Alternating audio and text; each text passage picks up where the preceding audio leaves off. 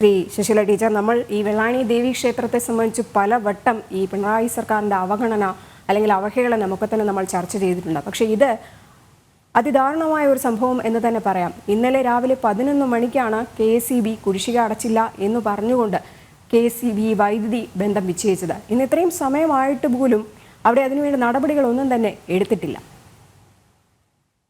ഇവിടെ നേരത്തെ പറഞ്ഞ പോലെ തന്നെ വെള്ളായണി ക്ഷേത്രത്തോടല്ല, പൊതുവായ ഹിന്ദു ധർമ്മത്തോട് അത് പാലിക്കുന്നവരോട് പിണറായി സർക്കാരിന് എന്തുമാത്രം വിരോധവും വൈരാഗ്യവും ഉണ്ടോ അതിന്റെ ഒരു പ്രകടിത രൂപമാണ് ഇപ്പൊ വെള്ളായണി ക്ഷേത്രത്തിൽ കണ്ടത്.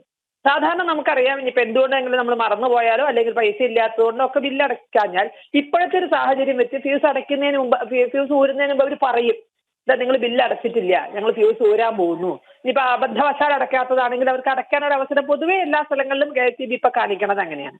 അപ്പൊ അവിടെ മുൻ ഭരണസമിതിക്ക് കത്തയച്ചു അല്ലെങ്കിൽ എന്തെങ്കിലും അത്തരത്തിലുള്ള അങ്ങോട്ടും ഇങ്ങോട്ടും കമ്മ്യൂണിക്കേഷൻ ഗ്യാപ്പ് ഉണ്ടായിട്ടുണ്ടെങ്കിൽ അത് ഊരരുത് എന്നാണെങ്കിലും ഒന്ന് തുറന്ന് സംസാരിക്കാവുന്നതേ ഉള്ളൂ. അപ്പൊ ഇത്രയും നടന്നിട്ടും ഇതുവരെയും ചെയ്തിട്ടില്ല എന്ന് പറഞ്ഞാൽ അത് അവരുടെ ഒരു വൈരാഗ്യം ഏതൊക്കെ രൂപത്തിൽ കാണിക്കാമോ ആ രൂപത്തിൽ അത് കാണിച്ചതാണ്. ഏതായാലും ഒരു ക്ഷേത്രത്തോട് ഇത്തരത്തിൽ ചെയ്തു എന്നുള്ളത് ഒരിക്കലും അത് അംഗീകരിക്കാൻ കഴിയുന്ന ഒരു കാര്യമല്ല. മറ്റൊരു ആരാധനാലയത്തോടായിരുന്നുവെങ്കിൽ ഇത്തരത്തിൽ അവർക്ക് ചെയ്യാൻ സാധിക്കും. കേരളത്തിൽ ചില സ്ഥലങ്ങളിൽ ബില്ലുമായിട്ട് പോവാൻ അല്ലെങ്കിൽ പോവാൻ പോലും പറ്റാത്ത, പണ്ട് ഇലക്ട്രിസിറ്റി ബില്ല് കൊണ്ടു കൊടുക്കുന്ന സമയത്ത് അത് പോവാൻ പോലും പറ്റാത്ത സ്ഥലങ്ങൾ, അവരവരുടെ തന്നിഷ്ടപ്രകാരം ചെയ്യുന്ന സ്ഥലങ്ങൾ കേരളത്തിൽ തന്നെ ചില പോക്കറ്റുകൾ ഉണ്ടെന്ന് നമ്മൾ മനസ്സിലാക്കിയിട്ടുണ്ട്. അങ്ങനെ ഒരു സ്ഥലത്ത്, അതൊരു പക്ഷേ തിരുവനന്തപുരം ജില്ലയിൽ പോലും ഉണ്ടെന്നാണ് മനസ്സിലാക്കുന്നത്. അങ്ങനെ ഒരു സ്ഥലത്താണ് തിരുവനന്തപുരത്ത് ബില്ലടച്ചില്ല എന്ന് പറഞ്ഞ ഒരു ആരാധനാലയത്തിന്റെ ഫ്യൂസ് ഊരിയത്. തീർച്ചയായും അത് ഭക്തജനങ്ങൾ ചില ഫ്യൂസ് ഊരാൻ വൈകിപ്പോയിട്ടുണ്ട് എന്നുള്ളതാണ് ഇതിന് മനസ്സിലാവുന്നത്. ശ്രീ ശശികല ടീച്ചർ, ഇപ്പോഴും ഈ ദേവസ്വം ബോർഡ് പ്രസിഡന്റ് പറയുന്നത് മുൻ ഉപദേശക സമിതിയാണ് വീഴ്ച വരുത്തിയത്. നോട്ടീസൊക്കെ തന്നെ നൽകിയിട്ടുണ്ടായിരുന്നു മുൻ ഉപദേശക സമിതി സെക്രട്ടറിക്കും പ്രസിഡന്റിനും ഒക്കെ തന്നെ ദേവസ്വം ബോർഡ്. പക്ഷേ എന്തുകൊണ്ടാണ് അങ്ങനെ ഒരു വീഴ്ച വരുത്തിയത് എന്ന് അന്വേഷിക്കാൻ പോലും ദേവസ്വം ബോർഡ് തയ്യാറായിട്ടില്ല? തീർച്ചയായും അത് കാരണം അതൊക്കെ കാണിക്കുന്നത് ഇതൊരു രാഷ്ട്രീയ വൈരാഗ്യമാണ്. ഇതിങ്ങനെ നടക്കണം എന്നുള്ളതാണ്. അതല്ലെങ്കിലല്ലേ തുറന്ന് സംസാരിക്കണം അത് എന്തുകൊണ്ടാണ് ചർച്ച, അല്ലെങ്കിൽ ആരാണ് വീഴ്ച വരുത്തിയത്, വീഴ്ച വരുത്തിയവർക്കെതിരെ നടപടിയെടുക്കാതെ നിലവിലുള്ള സംവിധാനത്തെ ശിക്ഷിക്കുന്നതിൽ അർത്ഥമില്ല. പക്ഷെ ഇതൊക്കെ ഒരുതരം രാഷ്ട്രീയ കളിയാണെന്നാണ് നമ്മൾ ഇന്ന് മനസ്സിലാക്കുന്നത്. ക്ഷേത്രങ്ങൾ അത്തരം രാഷ്ട്രീയ കളിയുടെ കൂട്ടരങ്ങാവേണ്ടതല്ല. നമ്മളൊരു നിറത്തെ പോലും വൈരാഗ്യത്തോടുകൂടി കണ്ടൊരു സ്ഥലമാണ് വെള്ളായണി ക്ഷേത്രം എന്നുള്ളത്. അപ്പോ ഇത് തുടർന്ന് പോകുന്നത് ഒരിക്കലും ഭരണകൂടത്തിന് ആശാസ്യമല്ല. ഒരു വിഭാഗത്തോട് യുദ്ധം പ്രഖ്യാപിച്ചുകൊണ്ട് മുന്നോട്ട് പോണത് ഒരു ഭരണകൂടത്തിന് ആശാസ്യമല്ല. ഒരു രാഷ്ട്രീയ പാർട്ടിക്ക് ഒരു പക്ഷേ അത് ഭംഗിയായിരിക്കാം.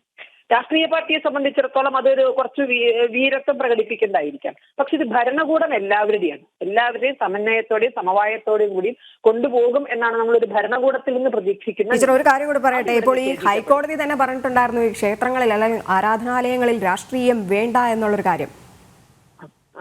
തീർച്ചയായും അത് തന്നെ പറയുന്നത്. ആരാധനാലയങ്ങളിൽ രാഷ്ട്രീയം വേണ്ട, ആരുടെയെങ്കിലും രാഷ്ട്രീയം ആരാധനാലയങ്ങളിൽ വേണ്ട. ഇവിടെ ഒരു ഭരണകൂടം തന്നെ രാഷ്ട്രീയം കളിച്ചാൽ ഭക്തരെന്താണ് ചെയ്യുക?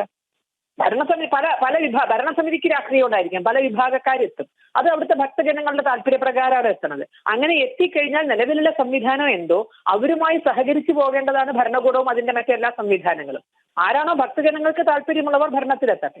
അങ്ങനെ ഭരണത്തിലെത്തുമ്പോൾ അവരുടെ രാഷ്ട്രീയം നോക്കേണ്ട ഉത്തരവാദിത്തം ഭരണകൂടത്തിനില്ല. അത് ആര് തന്നെ ആയിക്കൊള്ളട്ടെ, അവരുടെ സമിതിയുമായിട്ടാണ്, അവരുടെ രാഷ്ട്രീയവുമായിട്ടല്ല, ആ സമിതിയുമായി അവർക്ക് വേണ്ടുന്ന വിധത്തിലുള്ള കാര്യങ്ങൾ ചെയ്തുകൊണ്ട് മുന്നോട്ട് പോവുക എന്നുള്ളതാണ് ജനാധിപത്യ സംവിധാനത്തിൽ ഒരു ഭരണകൂടം ചെയ്യേണ്ടത്. അതാണ് ഇവിടെ നിഷേധിക്കപ്പെട്ടിരിക്കുന്നത്.